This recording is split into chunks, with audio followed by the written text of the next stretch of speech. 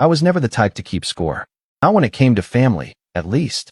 For most of my life, I believed that showing up for people, being generous, quietly dependable, the one who handled things without making a fuss, would be enough. That it would speak for itself. But I've learned something over the past year, and especially during one unforgettable family dinner. Sometimes silence doesn't earn you respect. Sometimes it just makes you invisible. My name's Bryson. I'm 37. I run a small portfolio of businesses, some real estate, a digital marketing agency, and a couple investments in local coffee shops and startups. I wouldn't say I'm wealthy in the private jet sense, but I'm definitely doing well. Well enough that money hasn't been something I've had to worry about in a long time. But here's the thing about family. They don't always see who you've become. They lock you into the version of you they're most comfortable with. The one who left town at 22, who chased the money, who only comes back for holidays and birthdays and sends checks instead of hugs. I grew up in a small town in Pennsylvania. Middle of nowhere, really. My parents, James and Darlene, are high school sweethearts, very salt-of-the-earth people. My dad worked in a factory his whole life until he got laid off in his late 50s. My mom cleaned houses, sometimes did childcare. We weren't poor, but we were always on the edge of something breaking. I moved out as soon as I could, college first, then jobs in the city, then my own thing. And yeah, I got lucky. I built something. But the more successful I became, the more distant I felt from the people I loved. I always made sure to help out. Quietly. If my parents needed a new fridge, it showed up. When their car died, I just happened to have a client who donated one. When my dad was diagnosed with a heart condition 2 years ago and didn't have great insurance, I told them not to worry. I framed it as, I've got some business write-offs I need to make anyway, like I was doing it for taxes. Truth is, I paid off over $80,000 in medical bills last year without blinking. They never asked, I offered. But I didn't make a big deal out of it. I figured that's what a good son does. You don't tally it up. You don't look for applause. But there's someone in my family who definitely does. My younger brother, Caleb, is 34. He stayed in town, works a regular 9 to 5 at a car dealership, and lives 5 minutes from my parents' place. He's always been the loyal son, the one who mows their lawn, drives them to doctor's appointments, helps around the house. And I don't want to diminish that, it matters. But there's always been this quiet tension between us, like he's measuring himself against me and always coming up short, even when I'm not competing. And instead of talking about it, he lets it seep out in passive-aggressive jabs. He makes these comments that sting more than they should. And for the longest time, I let them slide because I didn't want to cause waves. I thought, maybe I deserve it for leaving. Then came the anniversary dinner. My parents hit 40 years of marriage this past summer. Caleb organized a big dinner at this rustic local venue that used to be a barn and now serves overpriced steak and potatoes with craft beer. It was beautiful, fairy lights, vintage tableware, the whole thing. He did a great job putting it together, and I told him so. I even helped cover the cost. Not that anyone knew. I Venmo'd him a chunk without asking for recognition, just wanted to support. My girlfriend, Elise, came with me. We've been dating for a couple years now. She's poised, kind, sharp, and immediately clocked the weird energy the second we walked in. You know that feeling when you enter a room and everyone's already decided how they feel about you? Yeah, it was like that. We sat at a long table with about 25 family and friends, cousins, aunts, some old neighbors, my parents' church friends. It started out lovely. Everyone was chatting, laughing. Then it came time for the toast. Caleb stood up first. He gave a heartfelt little speech about how our parents' love was a beacon of stability in his life, how he learned what commitment looked like by watching them. It was sweet. Everyone clapped. My mom wiped her eyes. Then my dad nodded at me and said, "Bryson, you want to say something?" I hadn't planned on it, but I stood. I kept it simple. I raised my glass and said, "To Mom and Dad, for teaching us love, sacrifice, and the kind of hard work that builds not just a life, but a legacy. I wouldn't be the man I am today without you both." I looked at them as I said it, and for a moment, my dad smiled like he meant it. Then Caleb laughed. Just one of those sharp exhales through the nose, like he couldn't help himself. I glanced over. He shook his head and said, loud enough for everyone to hear, "You mean everything I did while you ran off to play rich businessman?" The laughter around the table started small, nervous, but it grew. My dad actually chuckled. My mom gave Caleb a light shove on the arm like he was just being cheeky. My aunt snorted into her wine. I forced a tight smile, raised my glass again, and sat down, heart thudding against my ribs like a warning drum. Elise didn't laugh. She reached under the table and touched my knee, just once, like she was anchoring me. I didn't say anything. Not then. Not when Caleb made another joke later about me probably writing off the dinner as a business expense. Not when my dad called him the real MVP of the family for always being there. Not even when I caught my mom glancing at me like I was a guest instead of her firstborn son. But something cracked that night, and I couldn't stop thinking about it. It wasn't just the disrespect, it was how easy it was for them to laugh at me. How easily my quiet contributions had been erased. I'd never asked for recognition, but I'd assumed, deep down, that it would come. That the truth mattered. But maybe the truth only matters if you speak it. That night, I didn't sleep. Elise curled up beside me at the hotel, her breathing soft and steady, and I just lay there staring at the ceiling. Running through every moment over the last 10 years. Every bill I covered, every flight I booked, every time I dropped everything to come home for them. And how none of it seemed to matter because I didn't wave it around like a flag. The next morning, over black coffee and cold eggs, Elise said gently, "I know that look. What are you thinking?" And I said, "I'm done letting them rewrite the story." Because in my briefcase, in the back seat of my car, was a folder I'd brought with me by chance. Inside were the receipts. Literal and metaphorical. Copies of the paid invoices from my dad's cardiologist and hospital. The email exchanges with the billing office. The bank wires. I hadn't planned on showing them. I never planned on showing them. But that was before the toast. And the more I thought about it, the more I realized that sometimes the only way to get people to see you is to make them look. So I waited. I waited until the second half of the dinner, after dessert, when people were starting to stand, stretch, and mingle. I waited until my mom tapped her glass and said, "Before everyone goes, just one last thank you for coming tonight and helping us celebrate. We're so proud of our boys." And then I stood. I took out the folder. And I said, "I have something I'd like to add." And just like that, every eye in the room turned to me. And none of them had any idea what was about to happen.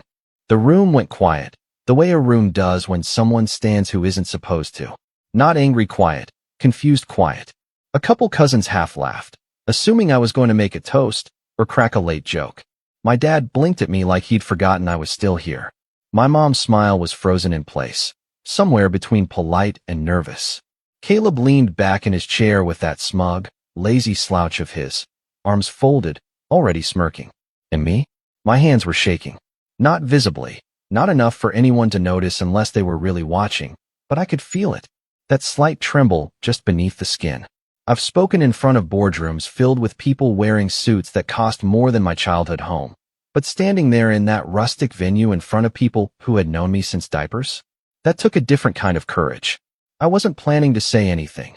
I began, my voice steady but quieter than usual. And I certainly didn't bring this to make a scene. But I think, maybe it's time we put a few things on the table. A few people chuckled nervously. My mom tilted her head, confused. My dad's brow furrowed. Caleb didn't move. I placed the folder gently on the table in front of me and opened it. Inside were a few sheets of paper, just a few. I'd picked them carefully. The summary of the hospital charges, the final invoice showing a zero balance, the wire transfer confirmation from my business account, and the thank you email from the hospital administrator. "I want to tell you all a quick story," I said, glancing at the papers but not reading from them. "Last year, when Dad's heart condition worsened, there were a lot of bills. Some of you know how expensive it can get. Surgeries, follow-ups, prescriptions.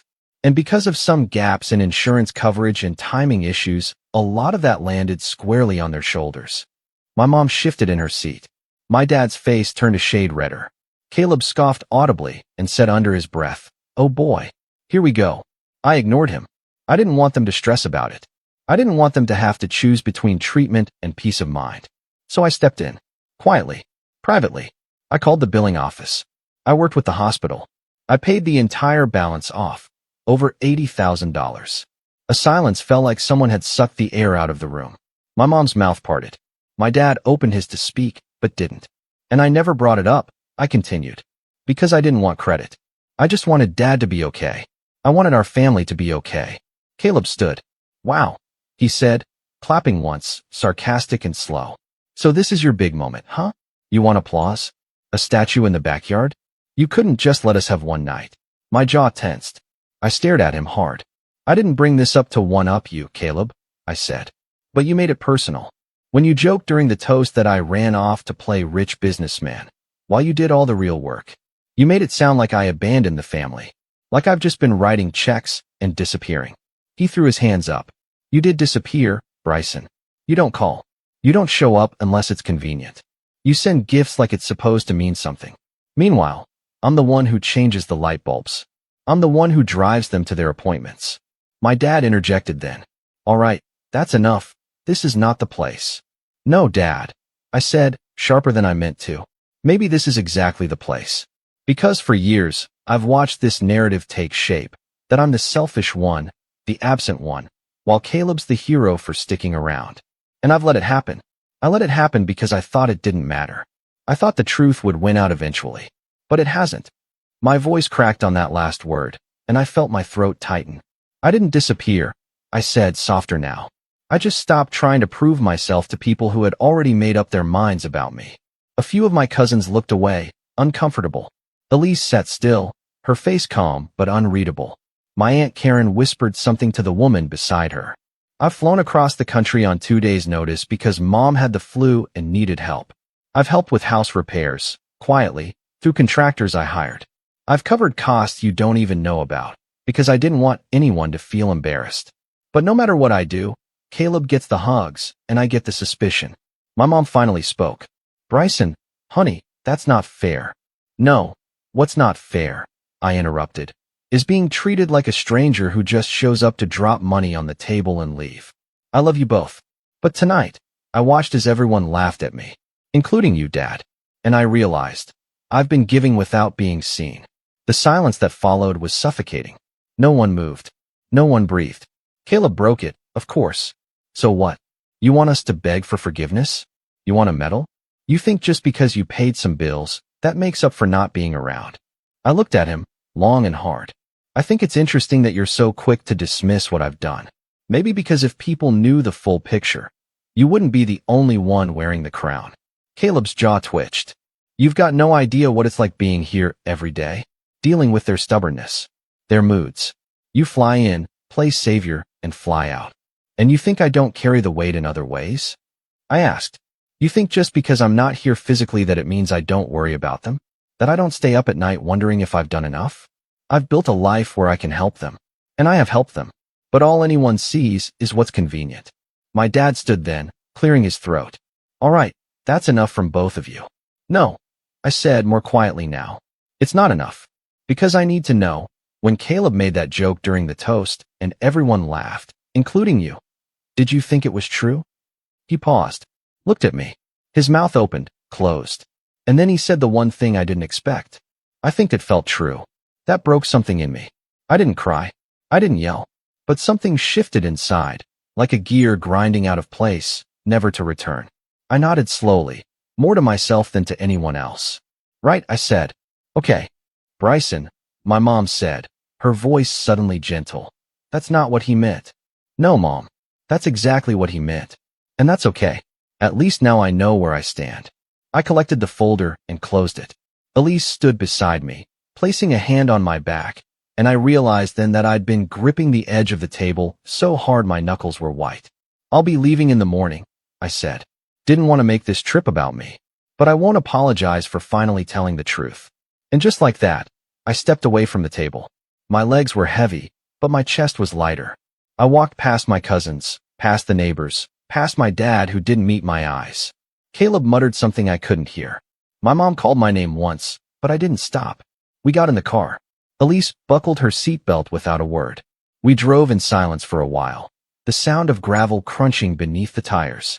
Finally, she reached over, gently took my hand, and said, "You did the right thing." I don't know, I replied. I feel like I just lit a match in a dry forest. Maybe, she said. Or maybe you finally burned down a lie that needed to go. The next day, I didn't say goodbye.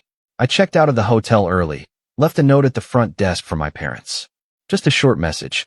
I'm still your son, but I won't be your scapegoat. And I meant it. But the fallout hadn't even started yet. Because 2 days later, I got a phone call that changed everything. And that's when the real betrayal hit, one I never saw coming. For the first 3 days after I left, the phone didn't ring. No missed calls. No texts. No "where did you go?" or "can we talk?" Not from my mom. Not from my dad. Certainly not from Caleb. And I know what you might be thinking. Why would I expect anything different after what happened at the dinner? But the truth is, some small part of me, some rusted, childhood part, still hoped that maybe my parents would reach out. Not to apologize, necessarily. Just to acknowledge me. To say, "We heard you." To ask if I was okay. But they didn't. The first call came from my Aunt Karen. Mid-morning. I was in my apartment back in Chicago, sipping burnt espresso and pretending to answer emails while my mind played reruns of that night on loop. "I just thought you should know," she said, her voice low and wary. "Caleb's been going around saying you threatened the family at the dinner. That you tried to blackmail your parents with money." I blinked. "What?" "He said you brought some folder, waved it around, and said if they didn't start appreciating you, you'd cut them off. That you've been holding money over their heads for years." A few people already believe him. I didn't speak for a moment. My mind couldn't wrap around it. "That's not what happened," I finally said. "I know. I was there. But you should know. He's getting ahead of the story. And your parents haven't said a word." Of course they hadn't. "Thanks, Karen," I murmured. She hesitated. "Just be careful. You know how this family works." Oh, I did. I just let myself forget. That call was the beginning of a long, quiet unraveling. Over the next week, I started seeing the ripple effects. My cousin Leah, who used to like every one of my Instagram posts, unfollowed me. A few old family friends stopped responding to texts. One of my mom's neighbors, a woman I'd once paid 6 months' rent for after her husband passed, left a passive-aggressive comment on my business Facebook page about narcissistic sons who think money fixes everything. It hit me harder than I expected, not because I needed validation from them, but because I'd built this fragile illusion in my head that the truth would eventually speak for itself. That people would see through Caleb's resentment. That my parents would stand up and clarify things. Instead, they stayed silent. And Caleb? He doubled down. I started getting tagged in sub-tweets from his friends, thinly veiled jabs about family members who abandon their roots, and money guys who think they can buy loyalty.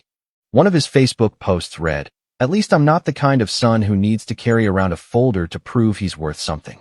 That one got 100 likes. My dad even commented, "Proud of you, son." And that was the real gut punch. I didn't eat much that week. Elise noticed. She cooked dinners I barely touched, sat with me in silence, rubbed my back when I couldn't sleep. She didn't push, just let me feel it. I remember one night, I was staring at the ceiling again, that same cold emptiness I'd felt in the hotel crawling back under my skin, and I said quietly, "What if they were right?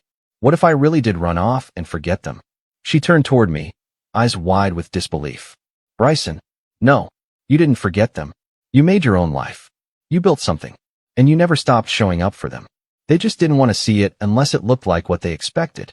But maybe I should have just kept paying and stayed quiet." She sat up then. "Let me ask you something. If a friend treated you like this, dismissed your help, laughed at your pain, lied about you, would you still show up for them?" I didn't answer. She reached for my hand. "You're allowed to expect more from the people who say they love you." I nodded slowly, but inside, I still felt hollow. The next morning, I woke up to an email from my dad. No subject line, just 4 words. "Let it go, Bryson." That was it. No greeting, no explanation, no acknowledgement of what happened. Just those words. And for a while, I almost listened. I stopped answering calls from extended family. I removed a couple relatives from my company's holiday gifting list. I threw the folder, the one with the medical receipts, into a drawer I didn't plan to open again. I even ghosted Aunt Karen's follow-up message, because I didn't know how to respond without sounding bitter. I kept working. That was the one place where things still made sense. My company was launching a new client platform, and I poured myself into it. I ran 10 Zoom meetings a day, nodded at every milestone, checked every deliverable box.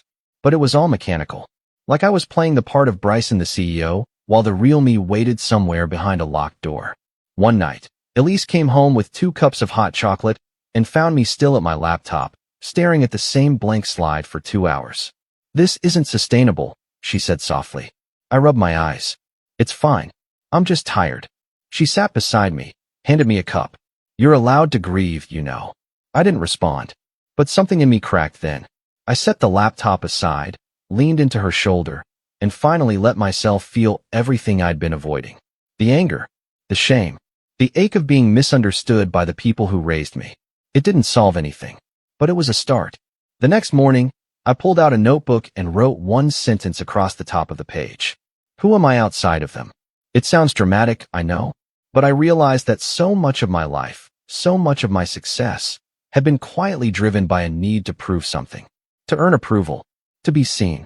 And now that I'd hit a wall with my family, I was finally forced to confront the deeper truth.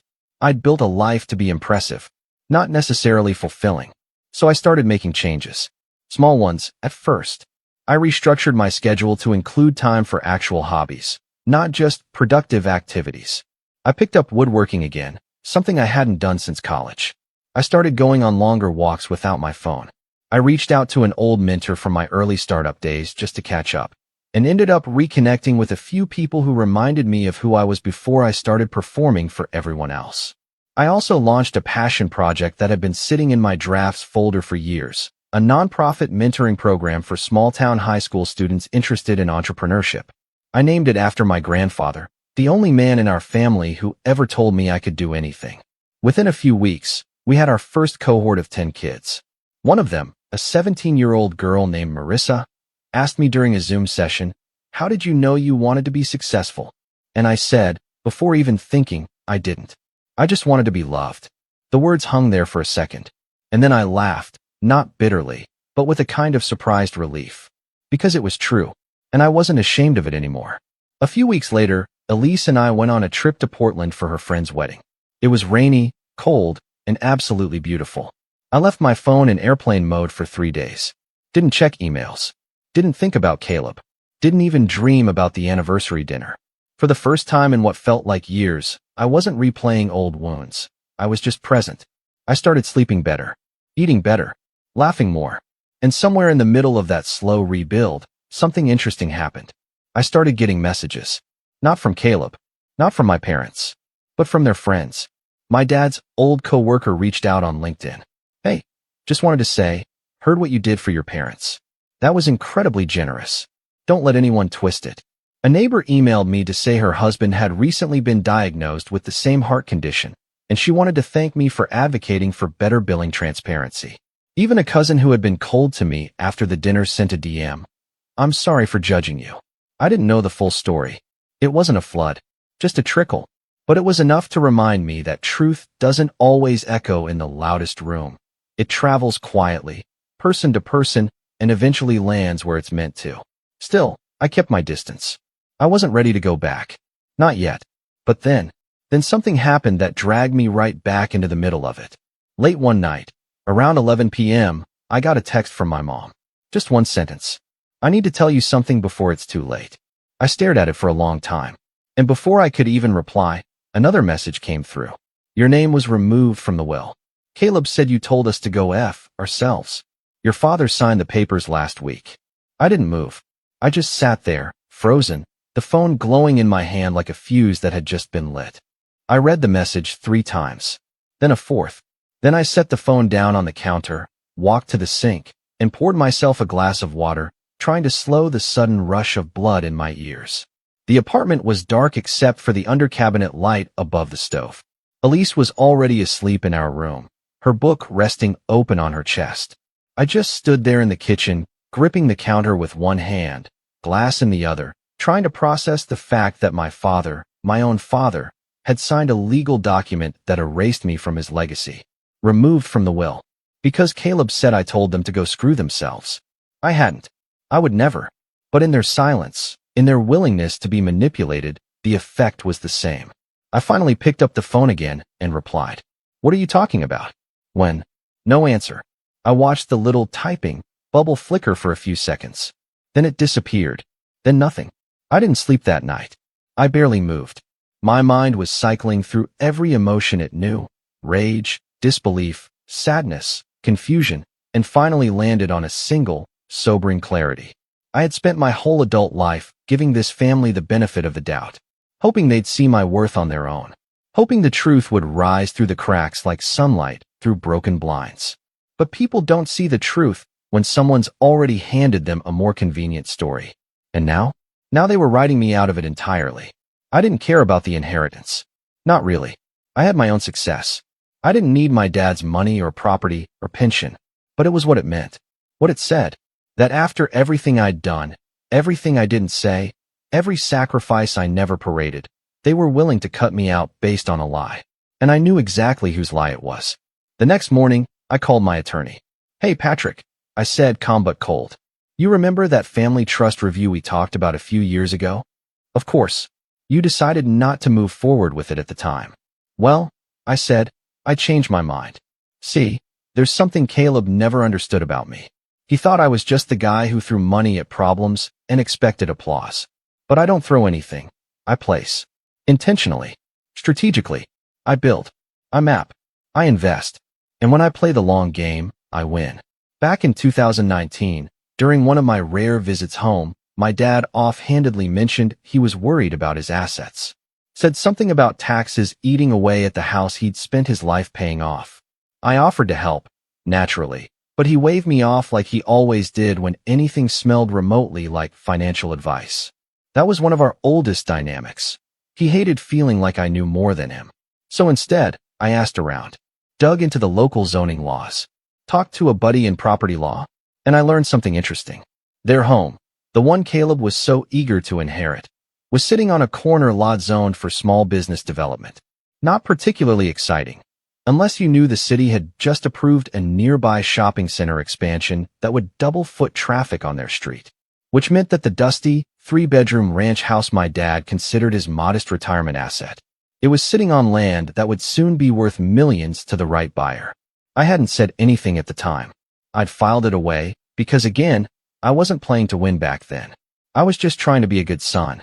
But now I had a reason to play. I called Patrick and explained the situation, briefly, without emotion. I told him about the property, the rezoning, the expected value spike. Then I told him about the removal from the will, about Caleb's lies, and what I wanted to do next. "Can we legally contest the amendment to the will?" I asked. "Potentially," he said, "but it depends on the jurisdiction and how it was filed. We'd need to show undue influence, fraud, or mental incapacity." "What about land acquisition?" I asked. "If I wanted to purchase the lot from a future owner, assuming Caleb ends up with it, can I do that privately?" "Sure, but why wait?" he asked. "If the land is going to skyrocket in value, why not find a legal pathway to get it now?" And that's when it clicked. I didn't need to wait. I just needed to get creative. Over the next 6 weeks, I laid the groundwork. Step 1 was simple. I reached out to the city planning office under a different name, technically a shell company I already owned, and requested zoning documents for all properties in that district. I framed it as early research for a potential coffee shop franchise. Nothing suspicious, just due diligence. The documents came back, and sure enough, the city was planning to build a new municipal parking structure 2 blocks from my parents' home. That alone would double the land value. Within a year, any developer with sense would be bidding for the surrounding properties. Step 2. I created a second company, completely unaffiliated with me on paper, and hired a local real estate scout to start making low-level inquiries on nearby lots. This wasn't about buying yet. This was about stirring interest, planting the idea that something big was coming. Developers talk. Rumors grow. I needed Caleb to feel the heat. Step 3. I reached out to a trusted appraiser and asked him to quietly value the property, based not on the house, but on the lot's potential. The number he came back with made me whistle. "Any idea who else has this information?" I asked him. "Not yet, but it won't be a secret for long." Good. That was the point. Step 4 was personal. I called Aunt Karen. "Listen," I said, "you were the only one who warned me. I owe you some truth in return." And I told her everything. The medical bills, the folder, the will, the lies. She listened without interrupting, and when I was done, she exhaled so loudly it rattled through the speaker. "I knew something was off," she said. "Caleb's been acting like he already owns the place." "He might think he does," I said, "but I'm not done yet." Then I asked her a favor. I didn't want her to lie, just to tell a story, one I knew would make its way back to Caleb, about a mysterious company quietly making offers on all the properties along Chestnut Avenue. and how someone overheard that the land might be worth triple its appraisal soon. She agreed. She even smiled. "You've always been more your grandfather than your dad," she said. "He would have loved this." Within a month, Caleb reached out. For the first time since the dinner. His number lit up my phone while I was sitting in a meeting. I stared at it. Let it ring out. He tried again that night. Left a voicemail. "Hey, just checking in. Heard some stuff about the neighborhood. Thought maybe you'd know something." I didn't reply. 2 days later, my mom texted. "Did you tell someone to make an offer on our house?" I ignored it. Because the truth is, I didn't need to do anything else. Caleb was already unraveling. The rumors worked. The market was shifting. And now the property he'd fought so hard to inherit was about to become a liability. Because if he didn't act fast, someone else would. Someone like me. But I wasn't after the land. Not yet. I was after something bigger. Something louder. And the perfect opportunity was just around the corner. See, every spring, our family does a reunion picnic at Memorial Park. My mom organizes it. My dad grills. Caleb usually brings the speakers and plays old playlists that haven't been updated since 2012. This year was different. This year, I RSVP'd. And I brought the guest of honor. My lawyer. The morning of the family picnic, Memorial Park was already buzzing by the time Elise and I arrived.